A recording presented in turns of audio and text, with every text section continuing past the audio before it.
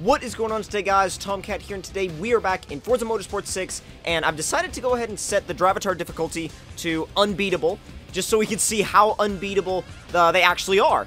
Now, I'm sure it's actually possible to beat them, but, as you can see, right here we go to DRIVETAR difficulty, and set to unbeatable, 50% credit increase, and I'll admit I'm a little bit nervous about how how difficult this race is actually going to be, but we're going to give it a shot. We're going to see what happens, and the challenge is really to place in the top 3. If we can place in the top 3, then that's my first goal. If we get to the top 3, my next goal will be first place. So we'll see how well this actually goes. And go! Come on! I was trying to get a little bit of a good start, but it was alright. Hanging out in 12th place right now. Alright, trying to follow the braking line at least a little bit. Coming up the first corner. Excuse me, Mr. MR2. Got an FD and an Eclipse to pass. Actually, another FD after that. You know what's really on point about these, oh, God. About these unbeatable AI, what's really on point about them is their braking points. Their braking points, and they are so aggressive. Alright, come on, come on, come on, come on! Alright, let's chase down the 350Z. Jeez. I'm trying to focus right now, and I'm a little bit... Whoa! Oh, what? This layout? I haven't raced this layout of Brands Hatch. I don't like this layout. I like the other layout. Dang it. Man, your throttle inputs have to be on point, otherwise they're going to get away. And that's what I just realized back in that corner back there. Dang it, I keep grinding gears in this thing. It doesn't really like my shift timing. Come on! That corner is tricky. It's so tricky to get that corner just right.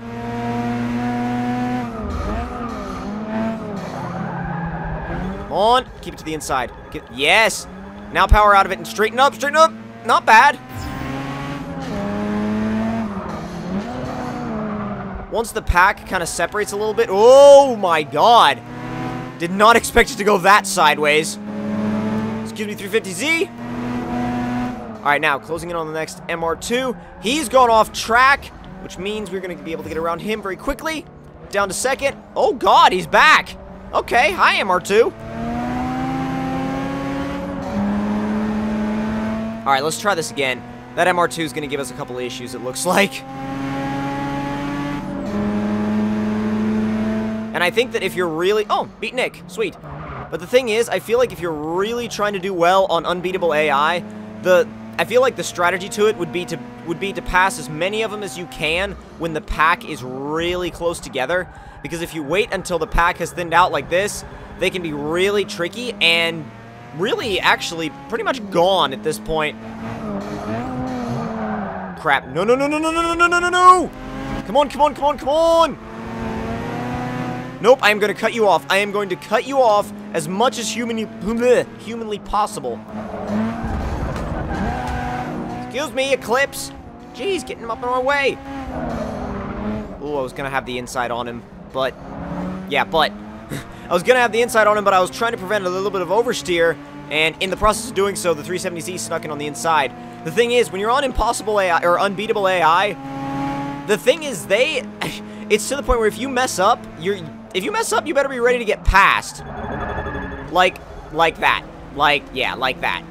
And I've decided no rewinds in this one, just because, again, to increase the impossible level of difficulty, and blocked out the S15.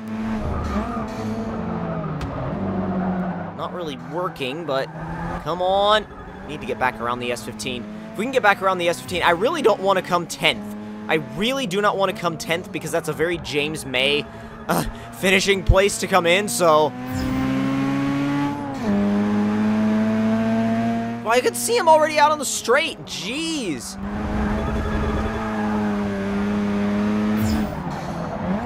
The difference between, like, say, highly skilled and unbeatable is actually a really big jump. And it's all in what the DRIVETARs take advantage of. It really is. It's all in the opportunities that they take advantage of. And I will say they're a little bit more willing to take risks, but at the same time, they're also a little bit more, they're a little bit more daring. And, well, that's the same thing. That's the same thing. But at the same time, I feel like they judge their risks a little bit better. They judge their risks a little bit better, and that helps them to get, like, say, a little bit faster around a corner, a little bit faster, or a little bit faster of a pass. I don't know why I keep stumbling over my words in this episode. It's kind of weird. Kind of, woo, okay. Like, woo, okay. Come on. Although I think I may definitely turn the AI down a little bit after this episode, just because of the fact that I feel like it's a little bit excessive at this point. Like, actually, the actual, you know, DRIVETAR difficulty. It's a little bit excessive at this point, but at the same time, I mean, I definitely want to keep it a challenge. So I'll probably go one notch below unbeatable, because I think one notch below unbeatable will probably be good enough to where it's still got a challenge to it, but it's not, like, extremely stressed out. Like, you're not, like, extremely stressed out the whole race because you're getting close to the edge. You need to power out of it. Is that it? Yes, it is. Ready, and brake! Inside, inside, inside, inside! Ow! Jeez! Excuse me, jeez, NB Miata. Braking hard. He went wide. And it's funny because the biggest thing, too, is, like, the unbeatable AI knows how to put its traction down way better than... Not AI, geez, DRIVETAR. The unbeatable DRIVETARs, they know how to put their traction down and put their power down way better than any other DRIVETAR level. And that's the other big thing that they really do well, is they know when to get on the throttle. There are no traction issues with the unbeatable DRIVETARs. I mean, yeah, I go across the line sideways and backwards. It's just what we do around here. Most of the time, anyway. But I would say, yeah, okay, I would say they're pretty freaking difficult. But at the same time, you didn't place high enough to advance. Hit restart, and I'll help you get set up to do better next time. Hit restart, and I'll help you get set up to do better next time.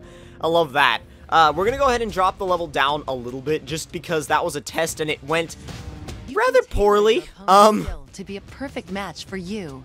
Select DRIVETAR difficulty to adjust your opponent's skill and try Yes, again. I get this. I get this. I just need to use DRIVETAR difficulty. Come on.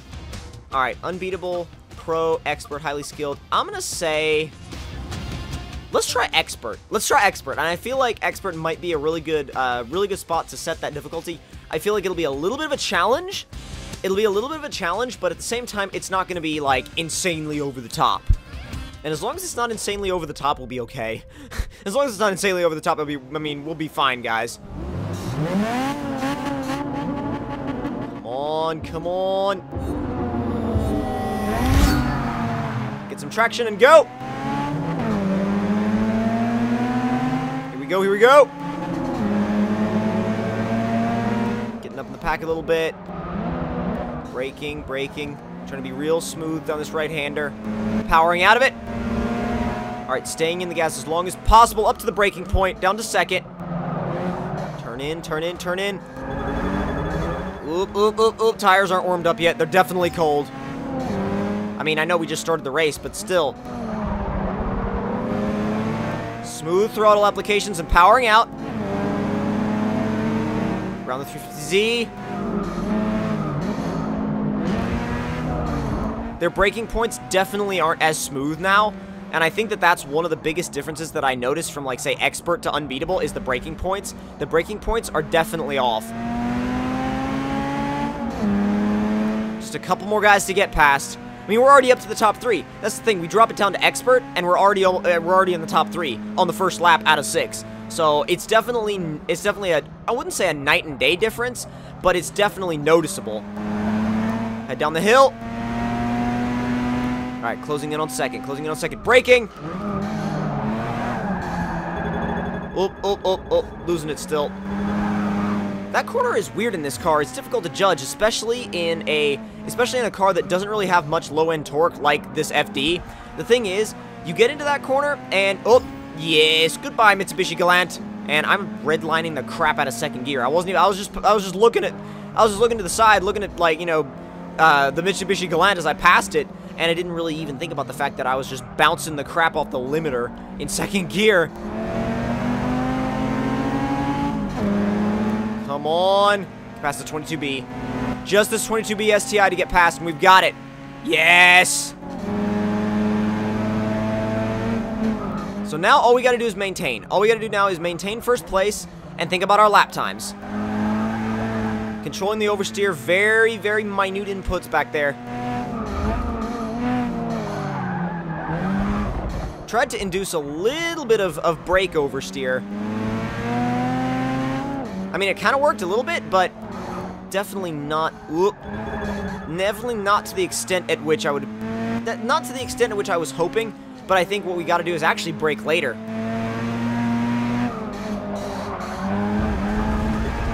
Ride the rumble strip a little bit. The inside. Follow the braking line. I wasn't trying to drift, I swear. I promise I was not trying to drift that corner. There was no thought of drifting in my mind. I mean, normally I'm like, yeah, get sideways. Not in this episode. No, this episode is about being fast. That's it.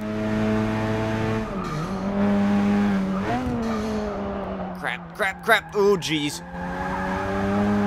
Could have been a lot better judged. Could have been way closer to the inside is where we could have been.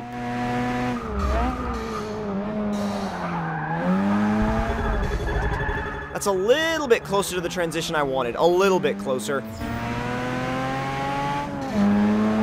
Braking hard, down to second. Oh, jeez. Oh, jeez. All right, power out of it.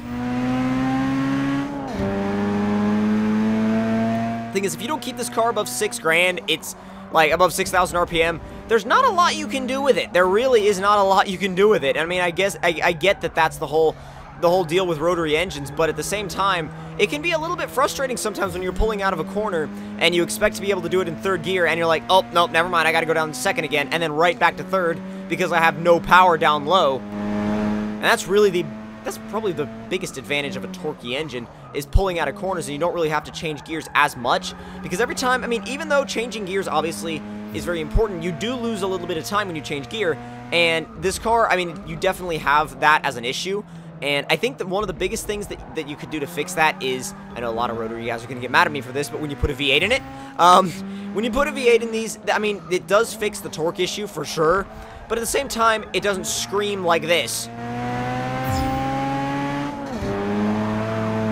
Nor does it rev up to 9,000. 9,000 is definitely one of those kind of, it's kind of like one of those holy grail kind of levels of what a street car can rev to, and the FD, I mean, is really a good example of that, but it's also a really good example of a top-end only car, and a top-end only car, it absolutely is. Let's see if we can get up to on the straight. 117. Okay, I was like 118 or something before braking. I wasn't looking. I was paying attention to the braking line, because if you mess that braking line up, you're off in the sand trap. You're off in the sand trap quicker than you can even think. So, yeah, that corner is very, very tricky when it comes to that section. Modulating the throttle. Trying to be very serious about this lap. No sidewaysness. Really winding this thing out all the way. All the way.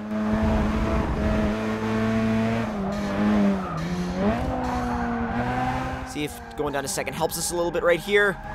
It helps a little bit, but it did plow with understeer. Although I would say in the long run, I would say it helped us, yeah. Into 4th, and across the line, in 1st, 56.736 was our lap time on that lap. So, not too bad. I feel like the expert DRIVETAR level is, I feel like it's a pretty good place to hang out if you're, oh, we get a spin. Come on, what are we gonna get? I want that Wyra, but I actually also want the California T. Yes! Yes, I will take the Wyra. Absolutely. Alright, so if you guys enjoyed this episode of Forza Motorsport 6, and actually if you enjoyed that comparison between the DRIVETAR levels, then don't forget to leave me a like, tell me in the comment section down below what you guys thought of it, and if you're new to my channel, don't forget to subscribe for more, and I will see you guys in the next one. Talk to you guys later.